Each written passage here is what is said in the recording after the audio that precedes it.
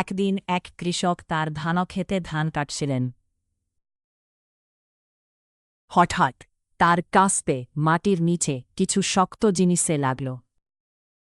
কৌতূহলী হয়ে তিনি খুঁড়লেন এবং একটি পুরনো মাটির কলসি পেলেন।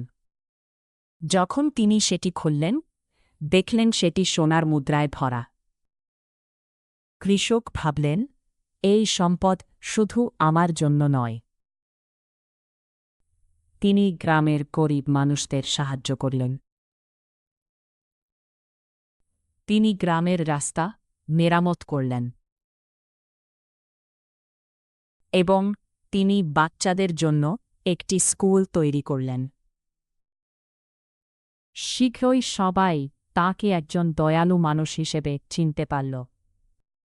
অন্যদের সাহায্য করার মধ্যেই সত্যিকারের সম্পদ।